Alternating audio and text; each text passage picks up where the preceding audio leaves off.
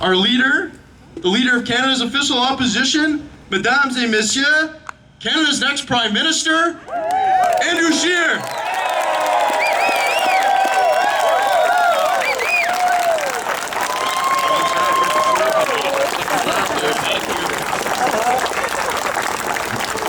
Wow, merci beaucoup, Brian. Thank you very much for that great introduction. And thank you so much, everyone, for being here. Merci beaucoup d'être ici ce soir. Brian's right, I did grow up a few minutes from here, but it depends on what you mean by a few minutes. A few minutes by bus, not so much. Walking, I remember walking during a bus strike sometimes from Billings Bridge to Mooney's Bay. And of course by car it's not too far away. And I do apologize to the organizers in Ottawa South. I know this has been a little long in the making. I know that we've been trying to connect and get a good a date that we could agree on to do an event. And thank you for your patience, and thank you so much for all the volunteers who have put tonight on. Let's give all our volunteers from all the ridings a big round of applause. Of course, I represent the riding of Regina Capel, but the federal riding that is next closest to me in my heart, of course, is Ottawa South, because I grew up here. And no offense to the other Ottawa area candidates, but got to cheer for the home team. And for many of you who know, my dad is still involved. I think he's here. I think I saw James back there. My dad, James Scheer, is still involved in the organization. And my mom, who passed away just a couple years ago, was very actively involved for many years, putting on those breakfasts, bringing out Conservative members of Parliament, coming out to AGM and delegate selection meetings, and she was very active. And a lot of you were very kind to pass along your best wishes and sympathies when she passed away in 2017. And I have a really fond memory of the dynamic with my mother being involved in politics, and that there was a period of time when I was the Assistant Deputy Speaker back in the 2006-2008 Parliament. And what our caucus did at that time is they put the three deputy speakers on the Liberal side of the chamber. So for about 8 months, I sat right beside David McGuinty.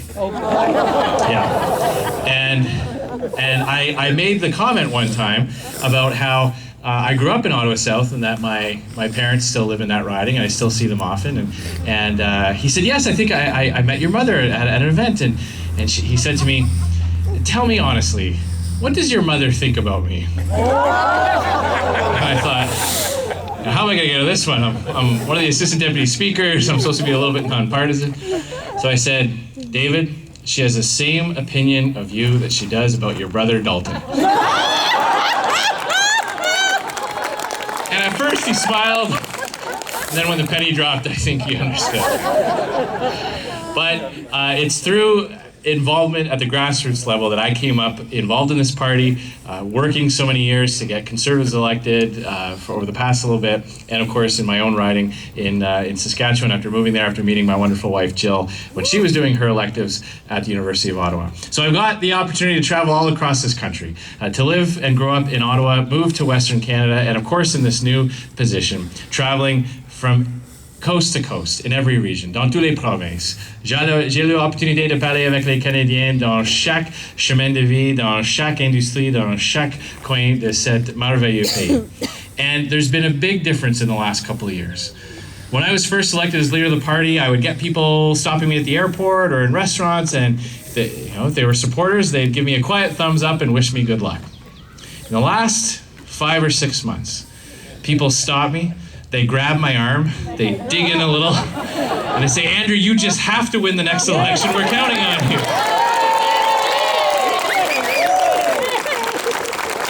Because they're sick and tired. They're sick and tired of a government that constantly misleads Canadians. They are sick and tired of a prime minister that embarrasses Canada on the world stage, that gets pushed around and can't even stand up to a government that is imprisoning 2 Canadians illegally. They're tired of a government that keeps telling them that the more they raise taxes, the better off they'll be. Who here believes that? I've never believed that we're better off when we pay higher taxes. I've certainly never believed that when a Liberal tells you that they're going to take money out of one pocket, shuffle it around through all the Ottawa departments, and give some of it back to you in the other, that you're in any way going to be better off. You're going to have more money based on. No one believes that you can tax your way to prosperity. No one believes that you can borrow your way out of debt. And Canadians are understanding that in the last election, they were sold a bill of goods that turned out to be completely false.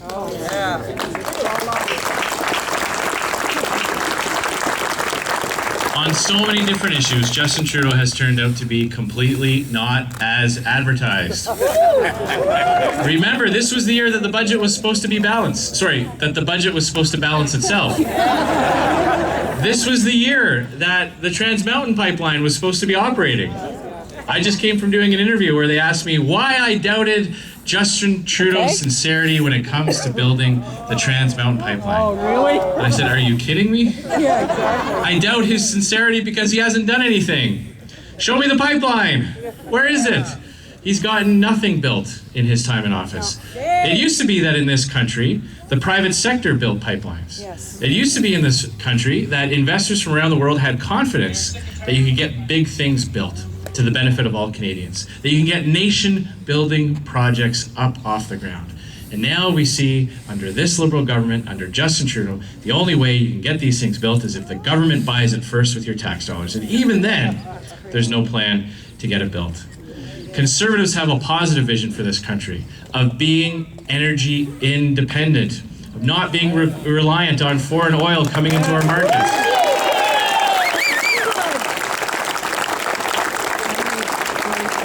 Of building an energy corridor all across this country so we can get our resources from Western Canada to Eastern markets, displacing American and Saudi and Venezuelan oil. So that we can share clean hydroelectric power from many different provinces all across. A smart grid that will reduce emissions and make your energy bill cheaper. I heard this, when I moved to Saskatchewan, I would hear people tell me stories about how under Kathleen Wynne and the Liberals, their energy costs, their hydro costs more than doubled.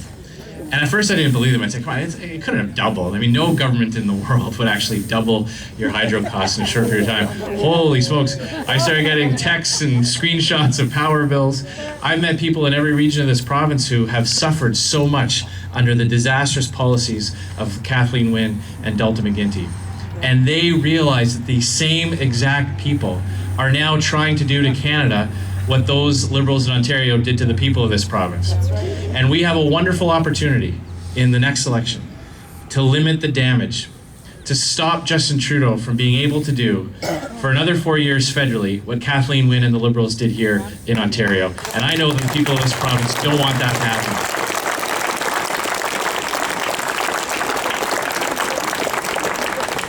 There are going to be stark choices in this next election.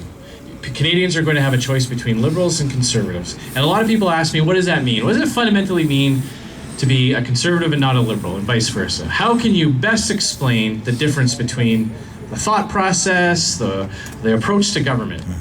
And I landed on something after trying to kind of explain different theories of political science and economics. It kind of comes down to one simple difference. Liberals put their faith in government.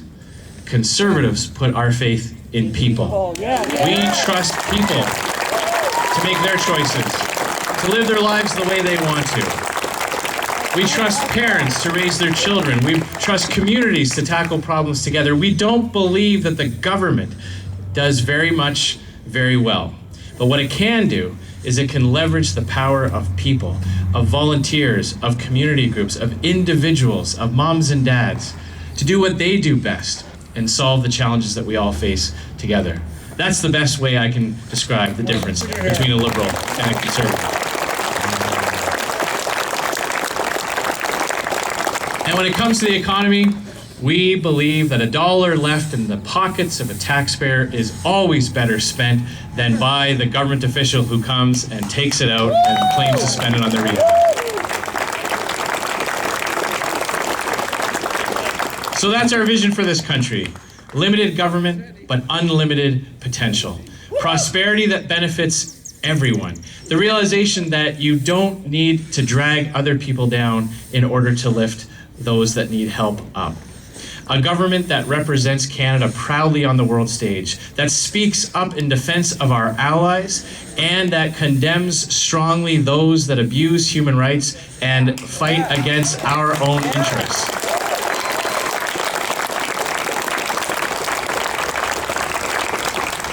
So that is the positive vision that I've been taking from coast to all Canadians. I know I've got some great candidates here in the Ottawa region that are doing that door to door here. I want to thank them for their contribution. Merci beaucoup pour tout votre travail.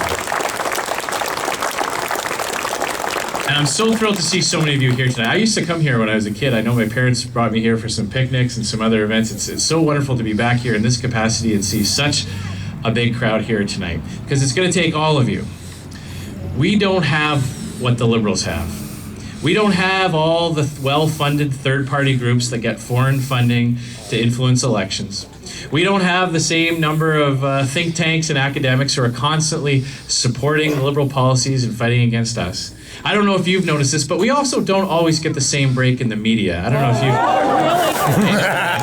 I hate to... Sometimes it's not quite. But we have a secret weapon. We have a secret weapon that the Liberals don't have. You see, they get support from well-connected people. They're rich friends and multinational companies, billion-dollar companies like Loblaws getting $12 million. They've got lots of people that support them because they know that when Liberals are in power, they get their turn at the trough. We don't have that kind of support. We have each and every one of you. You're our secret weapon. Our grassroots volunteers who aren't doing it for themselves, aren't doing it to further their advancements, aren't doing it to have a contact in the Prime Minister's office. They're doing it because they believe in this country, you believe in Canadians, and you believe in the potential for Canada to be even better than it has ever been in the past. That's our secret weapon. We're going to outwork them, we're going to out-principle them, we're going to out-policy them. That's how we're going to win the next election.